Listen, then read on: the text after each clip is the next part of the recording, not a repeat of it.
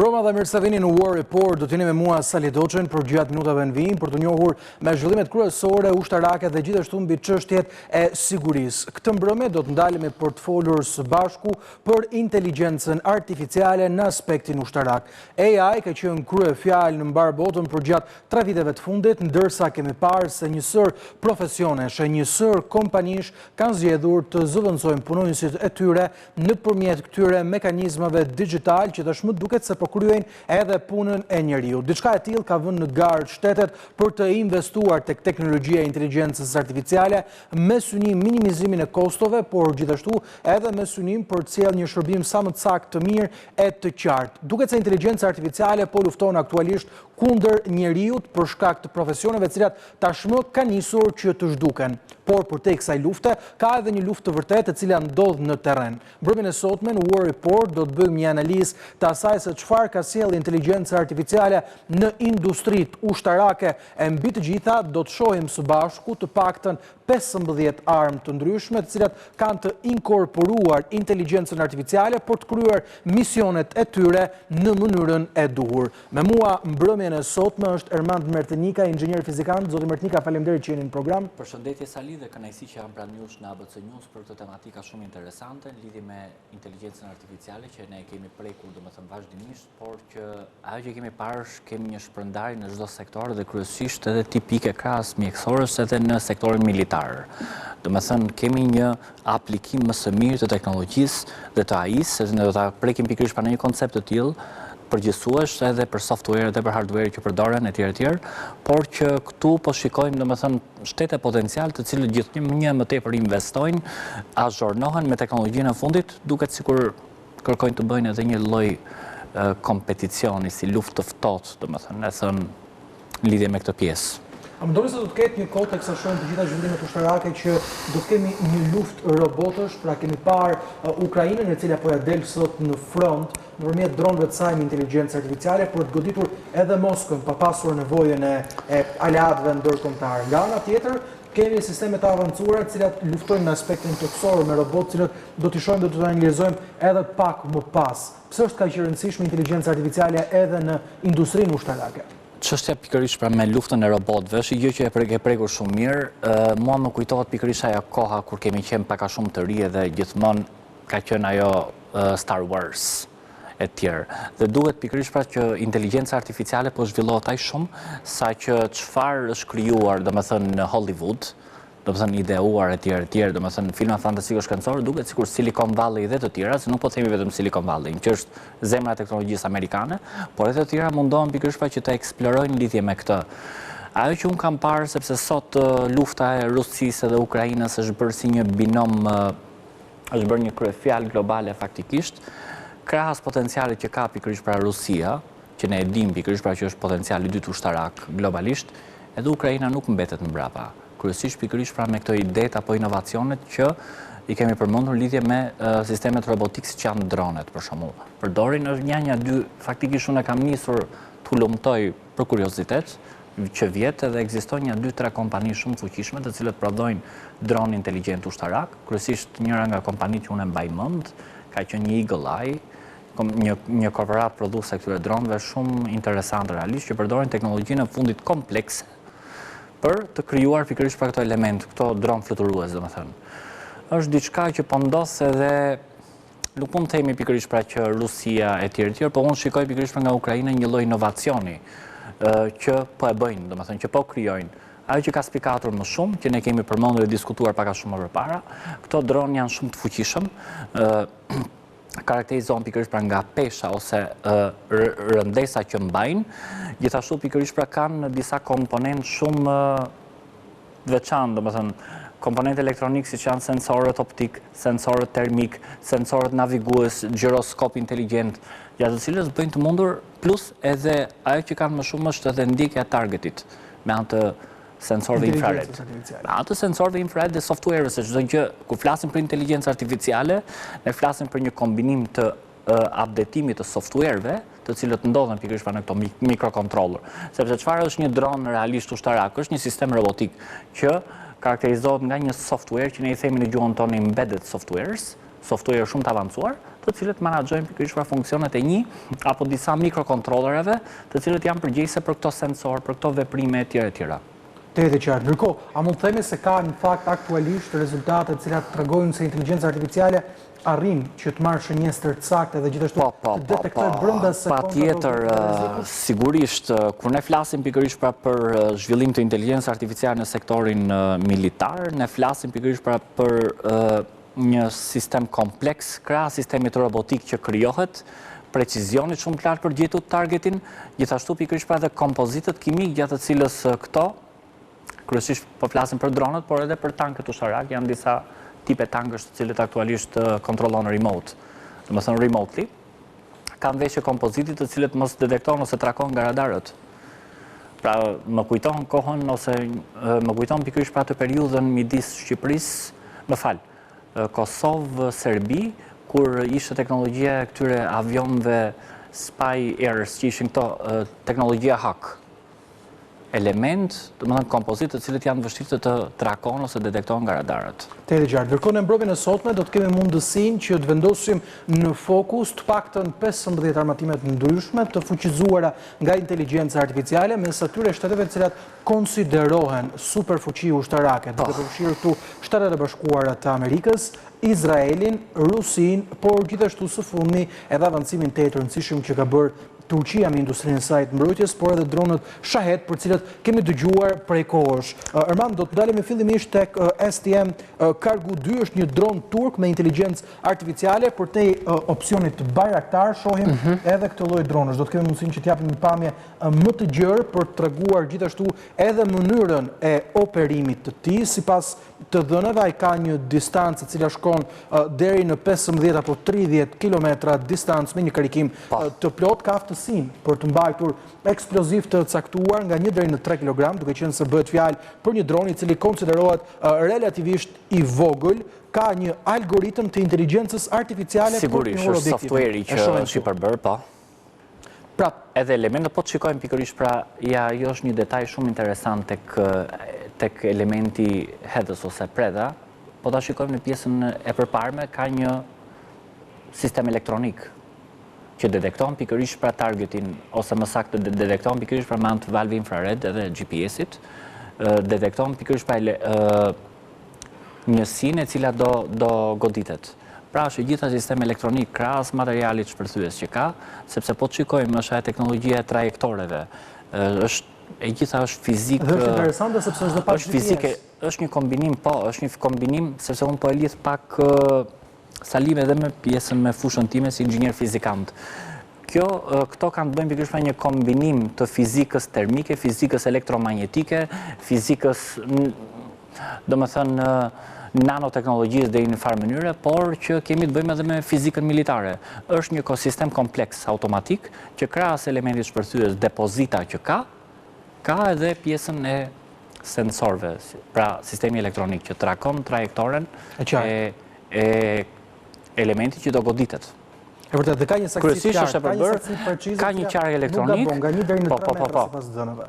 Ka gjithmonë, këto janë shumë precize sepse inteligjenca artificiale, ne themi në trajt përgjithshme, ka të bëjë me zhvillimin e softwareve gjithashtu edhe qarqeve, e thënë shqip hardwareve, për të bërë të mundur pikërisht për arritjen e precizionit, se këto bën inteligjenca artificiale. Qartë, ndërkohë duhet dalim tek një armatim tjetër për të folur tashmë, sepse do të kemi mundësinë që të diskutojmë edhe aspektet e ngjashme të këtyre dronëve, do të flasim tashmë për një dron amerikan. Mos harrojmë diçka tjetër që do të shtoj që edhe Turqia është shtet potencial, domethënë historikisht është emëruar, më duket ISAT-i është i 19 i 20 globalisht që rankohet aktualisht. Po. Ndërkohë shohim këtë dronin këtu i cili hidhet nga sistemet cilat janë të njëjta me raketa Hellsit, quhet Environmental Switchable, është i prodhuar nga Shtetet e Bashkuara të Amerikës, ka 2 versione të tij, 300 dhe 600, arrin që të fluturojë deri në 400 kilometra për të goditur një distancë të caktuar, ka një kamerë elektrooptike, termike për zbulim dhe verifikim, vepron si një dron i cili ka aftësinë të godasë si kamikaz drejt zonës qendrore. Siç e thash edhe pak më parë, arrin të shkojë deri në 40 kilometra versioni Switchable 600, ndërkohë që ai me versionin 300 arrin të operojë në një rrezë prej 10 kilometrash, mban deri në 20 kg eksploziv. është goxha i fuqishëm, kryesisht unë dua të prek pak të pjesën e sistemit elektrooptik, domethënë ka një kamerë të inkorporuar, kuptohet bashkë me mikrokontrollerin, domethënë që e menaxhon. Janë dronë shumë precis, teknologjia domethënë e ka bërë vetë këtë, se ne flasim për teknologji militare, por që sot më duket fiks siç e përmendëm pak a shumë më parë, kemi të bëjmë si ajo lufta me robot, sepse çfarë ndodh zhvillimi i teknologjisë, inteligjencë artificiale nuk ka luftra me njerëz.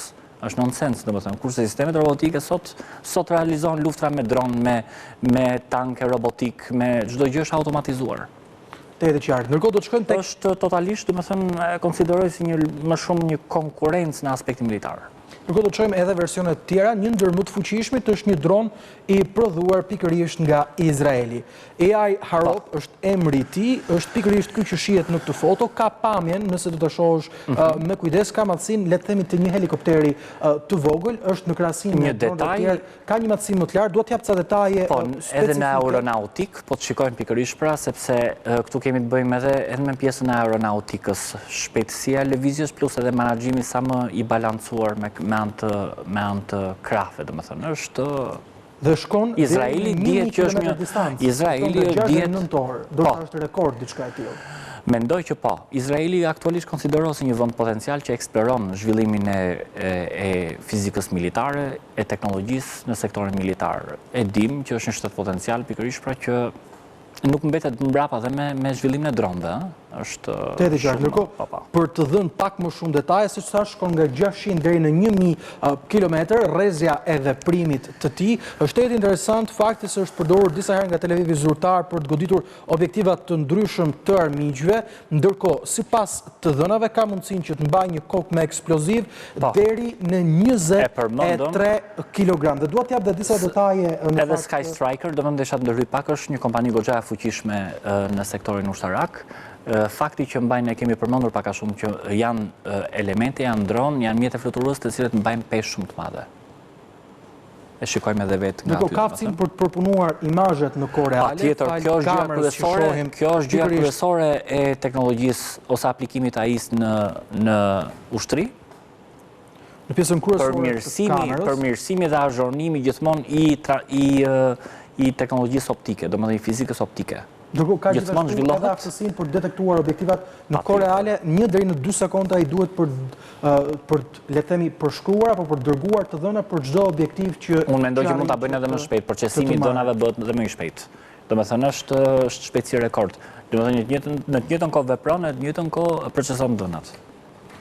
Te e qartë, ndërkohë do të shkojmë edhe tek Rusia tashmë, po flasim për një garë armatimesh që vjen pikërisht në aspektin e dronëve, por edhe mjeteve të tjera. Do të flasim për një dron kamikaz prodhuar nga Rusia, në cilin dua të ndalem në disa detaje. Bëhet fjalë pikërisht për Zale Lancet, i cili është një dron që është përdorur për të shkatruar tanket Leopard që Gjermania i ka dhënë Ukrainës. Ishin të diskutuar, ndërkohë që rikujtojmë edhe retorikat mes Berlinit, por gjithashtu edhe Moskës. Dua t'jap disa detaje, ai fluturon deri në rreth 40 kilometra, ka raportime se ka arritur të kryejë goditje edhe në goditjes elementit, 70 kilometra, për të dhënë pak më shumë detaje, mund të mbartë një kokë e cila mban nga 1 deri në 3 kg eksploziv, është eksploziv i koncentruar.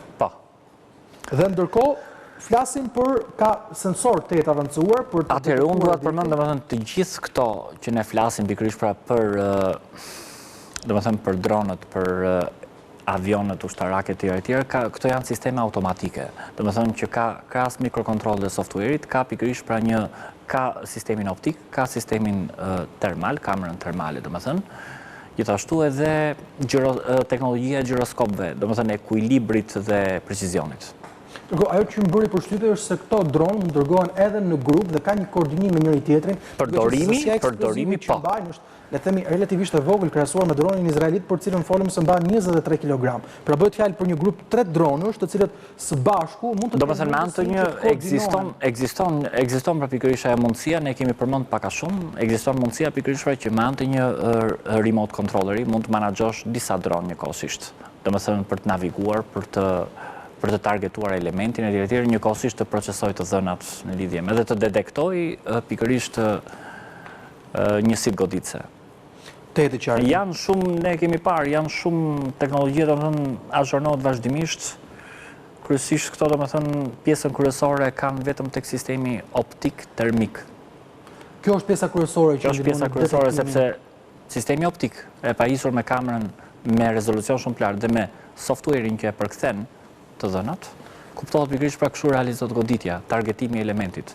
Të qartë. Ndërkohë, shohim një tjetër dron i cili është i njohur, Shahed 136 Geran 2, i cili është një version i ri i prodhuar nga Irani, dhe në fakt duhet ndalem te kjo video sepse tregon shumë. Është një testim i cili është bërë për të treguar garën e një automjeti që udhton dhe arrin në shpejtësinë deri në të paktën 180 km shpejtësinë ajrore, ka një rrezet 2500 km, është tejet e lartë, trajektoria e faktin se është thjesht një dron, pra nuk bëhet fjalë për një raketë, mund të shkojë deri 3 deri në 5 orë, mund të mbartë një kokë shpërthyese 30 deri në 40 kg. Pra flasim për një njësi e cila kapacitetin e mbajtjes së këtij eksplozivi duhet të thënë që e ka të lartë, pra është ndërtuar në mënyrë të tillë është fuqia që mban, por karakteristika kryesore është edhe kozgjatja në ajër, sepse zhvillimi i teknologjisë çfarë bën, sepse ne i dimë dronët e zakonshëm sa pikërisht kanë kozgjatën e rezistencës në ajër, por këto janë dronë sofistikuar për shembull që i rezistojnë edhe kushteve natyrore të vështira. Dhe kryesisht ke pesha dhe ke kozgjatja e qëndrimit në ajër, ke sistemi baterive. Madje ishte një element shumë interesant sepse nëpërmjet inteligjencës artificiale ai arrin që të korrigjojë rrugën e tij, të korrigjojë objektivin, i cili në këtë rast nuk ka objektiv që kanë goditur ushtrinë ukrainase, disa herë baza ushtarake, qytetarë cilët kanë qenë në lëvizje nga qendrat shpejtare. Është gjitha këtë e korrigjon domethënë sistemi dhe grupi sensorëve domethënë të nivelimit dhe të lëvizjes. Kuptohet, tashi në këtë periudhë është e vështirë që këto të gabojnë sepse janë sisteme inteligjente. Është domethënë mjafton u përcakton targetin, ajo që unë desha të them pikërisht pra nëse kemi parë edhe filma dhe realisht që kur nga një dron për shembull ose nga një avion ushtarak lançohet një predh, po të shikojmë predhat ndjek trajektoren për të goditur një avion tjetër. Kjo është interesante, është ajo pikërisht që çdo predh këtu, çdo predh është e pajisur pikërisht me sistemin elektronik edhe me kamerën infrared e cila trakon avionin tjetër. Kjo është pjesa më e rëndësishme. A ka nevojë, le të themi, një armë e tillë për te momentet të lëshimit që lëshohet nga njeriu që të ketë një ndërhyrje të mëpasshme për ta drejtuar të drejtë objektives apo bëhet gjithçka nga inteligjenca artificiale? Unë mendoj që është një ndërthurje, sepse inteligjenca artificiale është okay, por që edhe këto menaxhohen pikërisht pra dhe remote nga inxhinierët, nga projektuesit, domethënë që të bëjë të mundur, ajo bën të mundur edhe vetë atë self-correcting, domethënë atë korrigjimin, koncentrimin, devijimin e trajektores, por që edhe menaxhohet se nuk mund të themi që inteligjenca artificiale e marrim në këtë sektor mund të funksionojë në mënyrë autonome vetë. Gjithmonë është në një alternim. Ka një koordinim nga njeriu. Patjetër. Domethënë nëse është e mundur mund të bëhet. Është e patjetër. Shahed ky version i përditësuar i këtij droni, sipas asaj që kanë zbuluar, ja themi websajtet ndryshme në mbar botën, kanë treguar se ka aftësinë autonome për të marrë vendimin final në rast se objektivi për cilin është programuar që të godas ka ndryshuar apo ka një korrigjim në metrat e goditjes. Unë mendoj që ekziston kjo gjë sepse ka të bëjë e gjitha me algoritmin që ishte implementuar. Domethënë algoritmi nëse pikërisht pra një element ose për shembull një predh ose një dron është përcaktuar që do godasi këtë element dhe kemi një ndryshim deviacioni, normalisht që do e shikoj që është e gjitha sistemi automatik, Sali. Është edhe, domethënë me vetë korrektim. Është algoritmi që e kryen të gjithë, është software-i që vendoset në një sistem embedded, e themi në aspektin industrial. Pra inteligjenca artificiale edhe mund të vrasë. Dhe mund të vrasë duke marrë shënjesë të Shiko, inteligenca artificiale se kemi diçka këtu, është ajo që thua ti mund dalim bumerang, po është e pa mundur që është e pa mundur pikërisht pra që të veproj negativisht vetë. Gjithmonë është në dorën tonë. E menaxhojmë ne më së miri se si veproj. Nuk mundet të jetë në mënyrë autonome për shembull që të realizoj po themi një shpërthim të pa kontrolluar realisht. Kështu që gjithmonë menaxhohet nga inteligjenca natyrale që jemi ne. Është logjikshme. Sepse s'mund ta lëmë inteligjencën artificiale. Ne duhet bëjmë një krahasim pikërisht me njeriu, me që e diskutuam dhe së bashku. Aktualisht Ukraina ka në frontin e betejës 900.000 ushtarë, ndërkohë Rusia ka dërguar në Ukrainë 700.000 trupa. Bëhet fjalë për forcat e Kievit, cilat në numër janë 200.000 më shumë, e megjithatë lufta po vjen shkaktoi humbje të shumta. Një pjesë për cilën kemi diskutuar së bashku janë ata që ne i njohim si robotët ushtarak, të cilët janë kthyer në trend të këtyre kohëve. E di çfarë desha të përmend unë diçka Sali në lidhje me konfliktin Rusi-Ukrainë. Po ta shikojmë, Rusia është një potencial ushtarak që mund të themi që është i dyti në gjithë botën. Dhe Ukraina sigurisht nuk ka teknologjinë ushtarake të Rusisë. Pra, po ta shikojmë në një farë mënyrë lideri i Rusisë Putin, mbase kërkon të masi pulset e liderëve evropian apo dhe ndërkombëtarëve, të cilët shikojnë reagimet çfarë ndodh, sepse realisht logjikisht po ta shikojmë Rusin për 48 orë, ka thënë dhe vetaj, apo 72 orë, Ukraina do ishte invenduar, do do ishte okupuar nga Rusia. Por që unë mendoj është që matë dhe pulset e liderëve europianë apo Shtetet Bashkuara. Unë mendoj që është situatë strategjike me detajuar politike dhe të diskutuar bashkë. Shihni pak këto pamje. Bëhet fjalë për Uran 9, është mini tank robot i kemi përmendur, që vepron në tokë dhe dua t'jap disa detaje sepse është shtet interesante. Bën luftë në vetëm një distancë prej 3 kilometrash, është e projektuar për të shkuar në terrenet vështira, zonat moçalore, të cilat janë të shumta në Ukrainë, ka kapacitet pra me rrezet kufizuar lëvizje, mban armë tipike autokan 30 mm, mitralos 7.62 mm, deri në 4 rakete antitank 9M120 Ataka dhe disa lëshues raketash Shmel. Ndërkohë, është tetë e rëndësishme për të kuptuar se ka kamerë elektrooptike, lazer gjithashtu, që cilat e ndihmojnë të navigojë dhe të kontrollojë terrenin e vështirë. Por më interesante është sistemi elektronik elektromagnetik, sepse këtu kemi të bëjmë pikërisht me fushë elektromagnetike, kemi të bëjmë me teknologjinë optike, fizika optike, është një kombinim i gjithë këtyre sistemeve. Po më thojë pak më parë se në fakt, pra nëse flasim për Shahed, i cili e merr objektivin kryesor për të goditur nga njeriu dhe ka diçka të projektuar, kjo pajisje, sipas asaj që thon analistët ushtarak, arrin që të përpunojë të dhënat në kohë reale për të kryer një betejë në frontin e luftës, pra arrin që të luftojë duke pasur të gjitha të dhënat në kohë reale. Edhe po shikoj pikërisht pra e ndjek në kohë, po. E ndjek targetin komplet, domethënë me anë të sistemit elektronik dhe optik. Dhe pavarësisht se precisioni është shumë i lartë, ka aftësinë për të marrë vendime autonome. Patjetër. Është i qartë, mbetet një ndër armë edhe mënyra se si po ta shikojmë se si navigon edhe ne përmendëm për dronet, po edhe për tanket robotik, të cilët janë të një teknologji shumë të lartë, u përshtatet çdo lloj ambienti, domethënë çdo lloj relievi etj. Është ndërkohë do të shohim një tjetër pajisje të prodhuar nga Rusia, bëhet fjalë për Marker, është raketa lëshues robotik, është një pajisje eksperimentale e cila është përdorur së fundmi në frontin e betejës dhe dua t'ju jap disa të dhëna. Në testimet e saj është raportuar se Marker ka kryer lëvizje autonome deri në 30 kilometra duke lëshuar raketat nga zona më të avancuara apo zona më të rëndësishme ushtarakisht për të goditur edhe pikërisht objektivat e armikut. Po të shikojmë edhe trajektoren dhe thuhet se mund të mbajë armatime dhe sensor, duke përfshirë mitralos 7.62 mm dhe kalibrat të tjerë, raketa kundër tank, module për lëshime dronësh të vegjël, siç pam në pamjet e mëparshme, dhe konfigurimet e saj bëhen nga një qendër bazë dhe ndryshojnë sipas misionit. Pra nuk është e nevojshme që pajisja të rikthehet edhe një herë për të programuar, por programohet nga distanca. Kjo është domethënë normalisht kanë softwarein, kanë algoritmi, gjithashtu është edhe në remote controlling, pra programohet në distancë, edhe menaxhohet, nuk gabon, është shumë precize. Por unë desha të bëj një pyetje, domethënë lidhje me këto. Dakord, ne flasim për zhvillimin e teknologjisë dhe AI-s në ushtri, po është një pyetje, domethënë ku po shkojmë me këtë zhvillim? Cila është, domethënë, imagjino, e kam në këtë aspekt duke u zhvilluar këto shtetet potenciale me njëra tjetrën, duke krijuar këtë kompeticion. Imagjino Sali çfarë ndodh, domethënë. Është vërtet ajo që thënë ti, është sigurisht ajo rrezikon edhe natyrën globale totalisht. Sepse po të shikojmë zhvillimin e teknologjisë, po krijon edhe programet nukleare, zgjerohet harta e shteteve potenciale të cilët aplikojnë programet nukleare. Është një rrezik total për gjithë njerëzimin. Do të shohim një tjetër pajisje ruse, e cila kjo në fakt, sipas të dhënave që do të kemi sonte në program, mund të konsiderohet si një ndër më të avancuarat. Bëhet fjalë pikërisht për Nerekta, është një pajisje robotike, e cila njësoj si ajo që pa më parë, vepron në frontin e betejës. Më le të shpjegoj disa detaje përpara se të ndalemi tek inteligjenca artificiale. Ajo ka një rrezë veprimi apo kontrolli sërish sipas të dhënave deri në 3 km, por arrin deri në 20 km në versionet e fundit me antenat të zgjatura.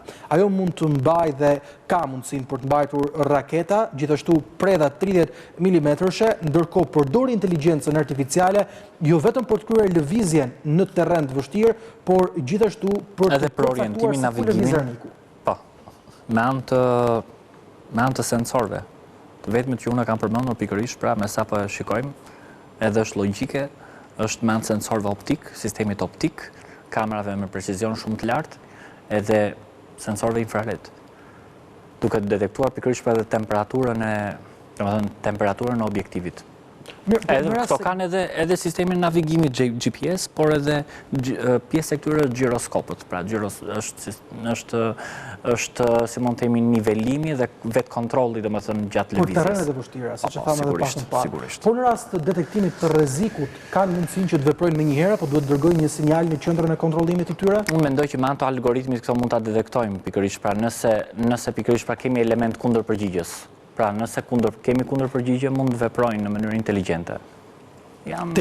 Po. Të e qartë. Ndërkohë, mbase mund të jetë pikërisht pra është sistemi që e devion, pra sepse ato kanë edhe sistemin, domethënë është edhe vetë kontrolli trajektores.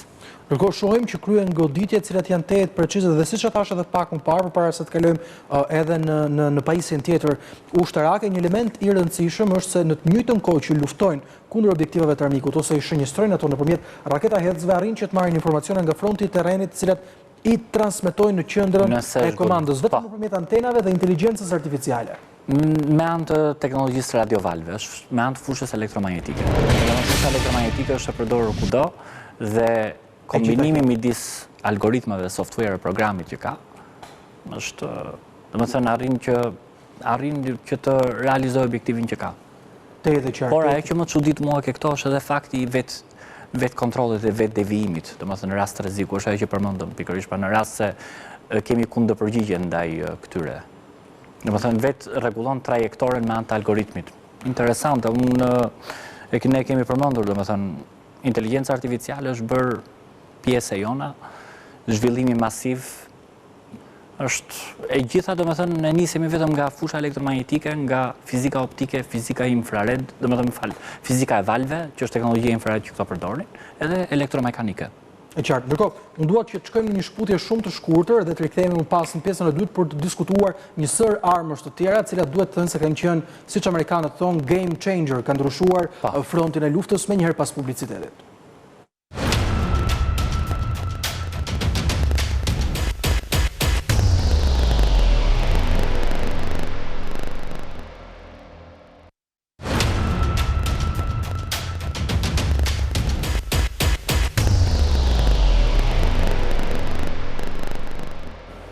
Jemi rikthyer në këtë pjesë të dytë të War Report, ku po diskutojmë me Erman Mertnikën, inxhinier fizikan, të gjitha zhvillimet sa i përket frontit betejës, risit që ka sjellë inteligjenca artificiale dhe 15 prej armatimeve më interesante, të cilat nëpërmjet kamerave të tyre, sensorëve optik dhe rrezeve infrakuqe arrin që të kryejnë atë që më parë kryej nga njeriu, marrja e shënjestrës, goditja në mënyrë precize dhe saktë dhe shkatrimi i objektivave të armikut. Megjithatë, flasim shpesh herë edhe për teknologjitë e spionazhit. Do të flasim tani për një dron, i cili në fakt konsiderohet si spion i vogël. E gjitha kjo për shkak të madhësisë së tij. Ai hidhet nga aeroplanët ushtarak dhe quhet Perdix. Është një dron i cili konsiderohet rekord i vogël. Aq i vogël sa duket se është edhe më i vogël se pëllëmba e dorës, sipas informacioneve që janë zbuluar për të. Ka vite që përdoret nga ushtria amerikane për të kryer misione kundër zbulimin, avionet e tyre luftarak të cilët patrullojnë në zora të ndryshme. Ka fuqinë apo mundësinë të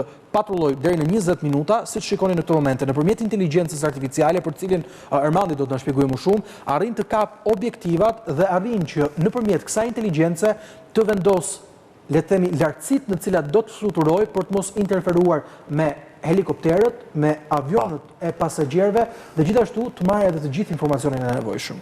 Është e gjitha, domethënë, është ne i themi matrica matematikore, që shikon, domethënë, detekton dhe lëvizjet më të vogla, kryesisht pikërisht pra e kanë këtë me sistemin infrared dhe termal, sepse shikon pikërisht pra ndryshimit të, domethënë, çdo element e tjerë karakterizohet nga një koncept i temperaturës. por që ajo që është gjithashtu lokalizimi I matricës matematikore. Dhe ka një element tjetër interesant, arrin të kthehet vetë në avionin I cili e lëshoi nëse është brenda zonës, pra së rrezës patrullimit prej 30 kilometrash dhe sistemi I tij pavarësisht se është kaq I vogël, ka mundësinë që të marrë vendime autonome, pra për të bërë sepse është programuar, është përplasur me avionët dhe të mbledh informacionet në një të kohë. Po, është programuar normalisht. Domethënë që devijoj, domethënë në situata të ndryshme, është e gjitha gjuhë programimi. Është software që përdor. Të qartë. Ndërkohë mbetemi tek Shtetet e Bashkuara për të folur për Sea Hunter apo gjuetari I detit. Në fakt, thonë kot se është dron, se në pamje që do të shohim tashmë, do duket si një varg apo si qoftë edhe një nëndece. Shtetet e Bashkuara të Amerikës kanë treguar prej kohësh se kanë kapacitetin ushtarak për të kontrolluar jo vetëm qiellin e tokën, por gjithashtu edhe detet. Dua të flas dhe të jap disa detaje të interesante, të cilat janë themelore për sigurinë kombëtare në Shtetet e Bashkuara të Amerikës. Është një I njohur si dron pa pilot, ka një matësi të madhe, arrin që të lundroj deri në 70 ditë pa pasur asnjë pilot në bord, pa pasur asnjëri që e drejton, por thjesht nëpërmjet sinjaleve nga komanda qëndruese. Ka super sensor të avancuar, të cilat shohin jo vetëm në sipërfaqen e detit dhe mbi të, por gjithashtu arrin që të marrin të dhëna edhe në thellësi rekord në det për të pasur mundësinë që në praktik të kuptojnë afrimin e dronëve detar të tjerë të cilët mund të kenë eksploziv, por edhe të kontrollojnë për nëndetëse bërthamore të cilat mund të lëvizen nga vendet armike dhe t'i afrohen Shteteve të Bashkuara apo vendeve të ndryshme të botës. Ka inteligjencë artificiale për navigim, e cila përdoret për të udhëtuar. Edhe tjetër gjë ne kemi dëgjuar për teknologjinë Copilot, që do thotë pikërisht pra edhe në Kinë kemi dëgjuar që janë krijuar pikërisht pra automjeta ose makinat të cilët janë inteligjente, pa madje çuditshme edhe makinat të cilët funksionojnë pa shofer. Kështu që është e pritshme që të krijohet domethënë një tip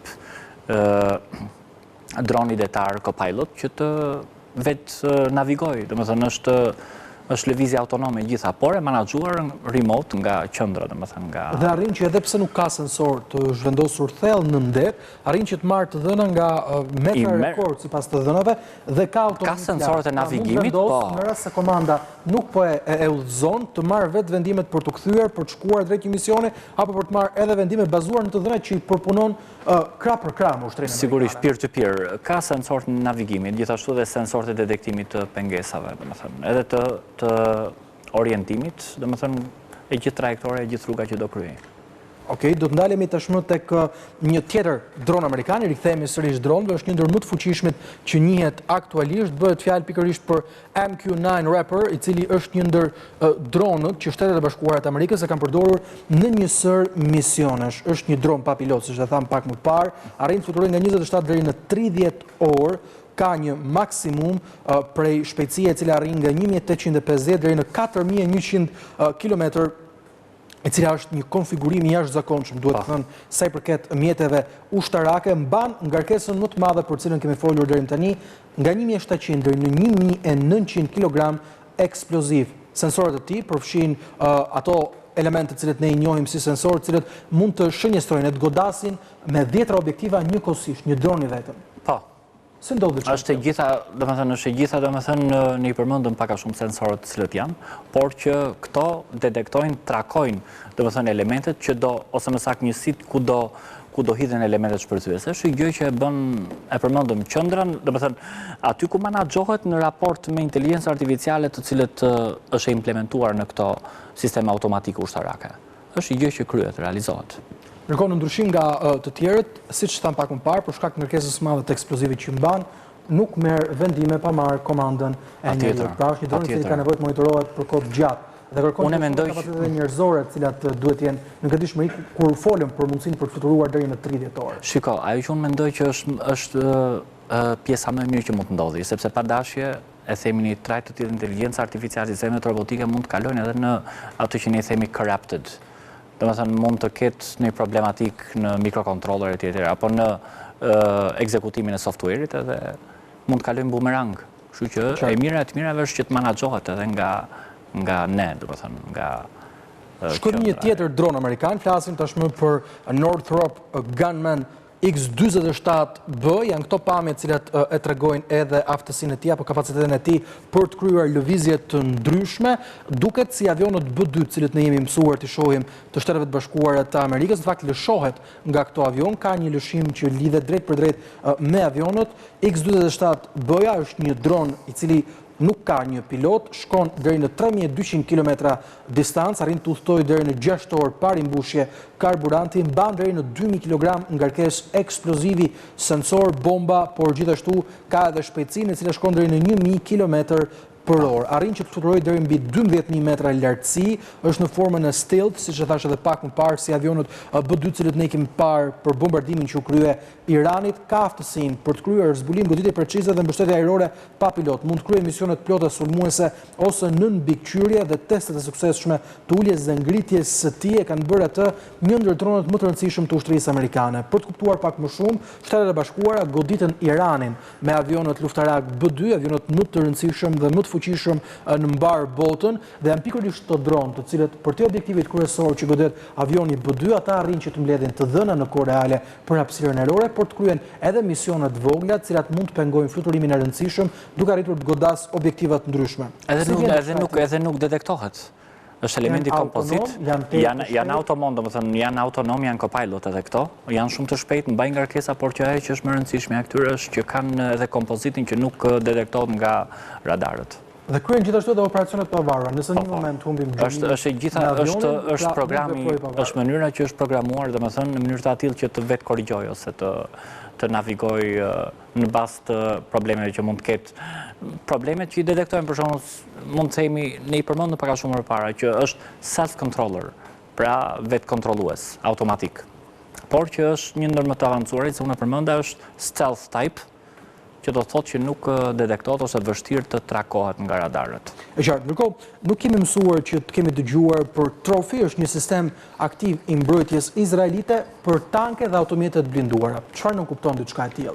Kur bëhet fjalë për armë të cilat janë të rëndësishme, siç për shembull për Ukrainën kanë qenë Leopard, Izraeli ka disa tanke të tjera apo disa mjete të blinduara që për to janë të shtrenjta, janë shumë të kufizuara për të prodhuar për shkak të materialeve të ndryshme, dhe për këtë arsye ka krijuar këtë sistem i cili njihet edhe me emrin Trofeu. Është një sistem aktiv i mbrojtjes për tanke ku dua t'ju jap disa detaje. Monitoron në 360 gradë. Kjo video që do shihni në këto momente tregon vetëm një pjesë të kapacitetit të tij që ai ka për të goditur objektiva 360 gradë rreth këtij tanku teksa operon në frontin e betejës, ndërkohë ka një rrezë veprimi deri në 70 gradë lartësi për të goditur edhe objektiva të cilat mund të vinë nga ajri dhe t'i afrohen në mënyrë të drejtë për drejtë, siç mund të jenë dronet të shpejtë për të shkatruar edhe këtë tank. Ka radar të tërthort, ka kompjuter balistik dhe hedhës raketash ndryshme, funksionon, ka sisteme lazerit, cilat i kemi parë tek Iron Dome për të goditur, dhe gjithashtu mbron automjetet luftarake, analizon çdo goditje në kohë reale dhe vendos automatikisht nëse kërcënimi duhet neutralizuar. Kthjellon situatën luftarake dhe mund të punojë në rrjet me sisteme të tjera për të mbrojtur tanke apo dron që janë pikërisht pranë tyre. Përdor AI për të njohur kërcënimet, ndërkohë siç mund të shohim bashkë, zoti Mërtnika, janë pikërisht pjesa e sipërme ku është vënë dhe shohim edhe mundësinë e rrezatimit, por edhe sensorët. Sensorët që monitorojnë teknologjia e lazerit.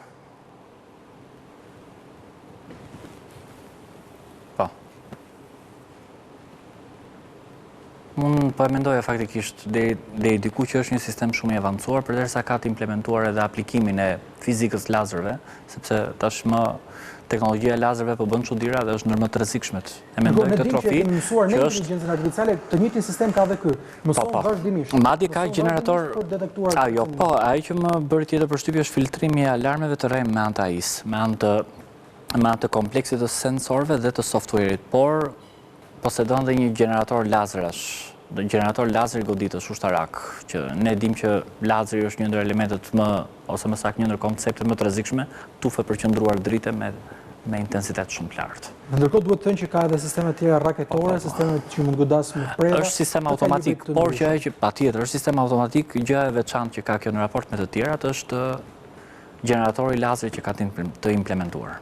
Dhe është një ndër elementet më të rëndësishëm cilën Izraeli ne kemi parë tek Iron Dome, por edhe tek sistemet tjera të mbrojtjes ajrore, ndërkohë që nga diçka e tillë janë frymëzuar edhe Shtetet e Bashkuara të Amerikës. Dua të shoh disa versione të tjera të këtyre mbrojtësve antitank apo për mjetet e blinduara për të folur tashmë për një prej tyre të prodhuar nga Norvegjia. Quhet thjesht Protector apo mbrojtësi, i cili arrin që në 360 gradë, njësoj si sistemi izraelit, të kryej mbrojtje për objektiva të ndryshëm ushtarak, duke përfshirë tanke, duke përfshirë mjetet blinduara, duke përfshirë një zonë të kufizuar të frontit të betejës, nëpërmjet sulmeve që mund të vinë nga të gjitha anët.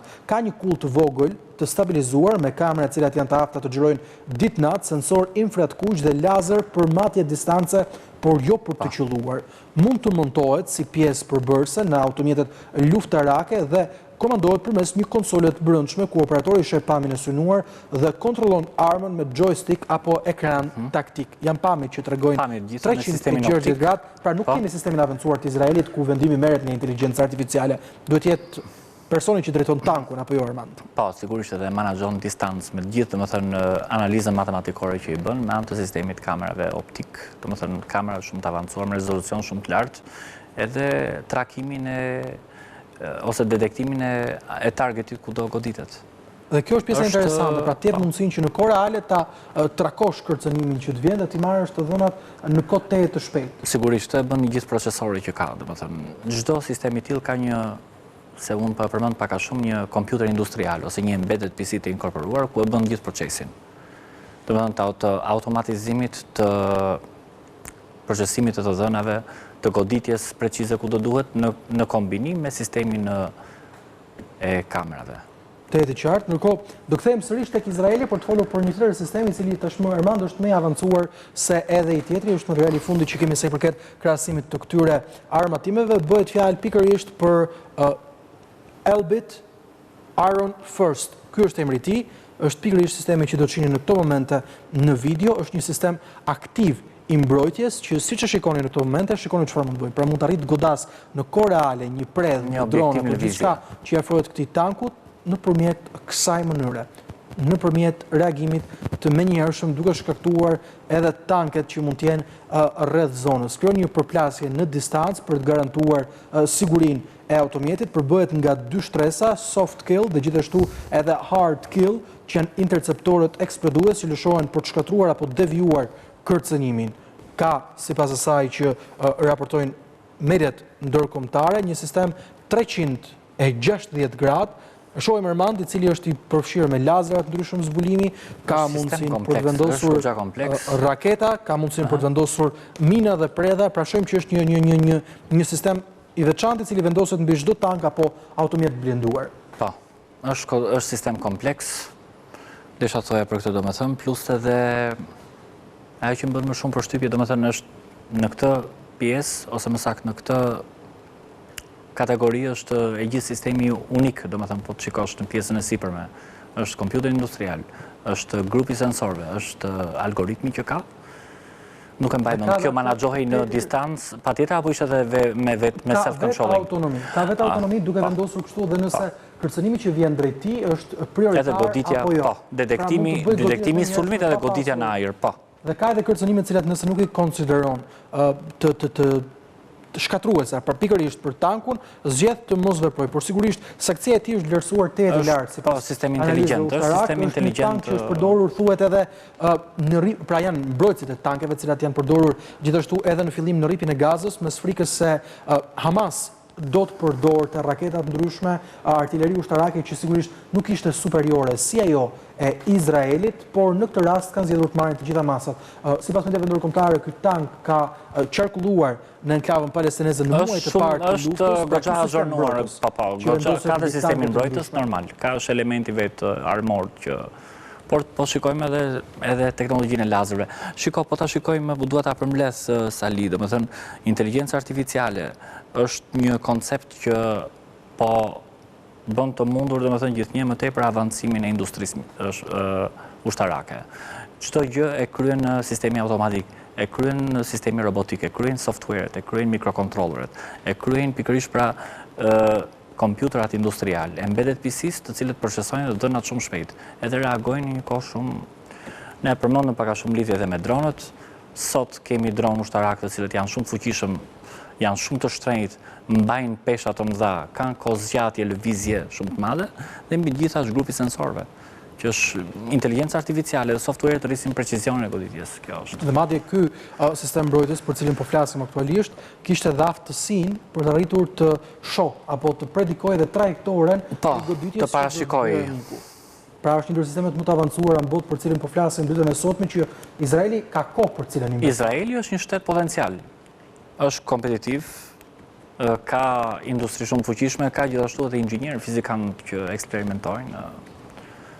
Të qartë. Pra, teksa flasim për gjitha këto zhvillime, kemi sjell 15 armë, cilat janë të rëndësishme të përdorura në frontin e betejës. Zoti Mërtika, mund të themi se jemi në një kohë ku në fakt duket sikur inteligjenca artificiale dhe po na rrezikon? Unë mendoj që inteligjenca artificiale si njeri me njeri dhe punë, por po na rrezikon duke krijuar rreziqe të tilla, rreziqe të këtyre armëve, të cilat kanë edhe autonominë për të vendosur. Imagjino të qelloj një pushk, të cilën askush nuk e pret. E gjitha është mënyra e menaxhimit. Domethënë inteligjenca artificiale krijohet nga inteligjenca natyrale që jemi ne. Nëse ne e keq menaxhojmë teknologjinë dhe inteligjencën artificiale për të tilla gjëra, sepse ne kur shikojmë në vend jetojmë në një botë të paqme, domethënë ne shikojmë konkurrencë duke krijuar industri ushtarake nga më të ndryshmet, edhe kjo ku do na çojë. Pra kjo është ideja, që ne duhet të dimë ta menaxhojmë më së miri që mos kthehet bumerang, mos kthehet në armikun ton të përbesë, po e themi.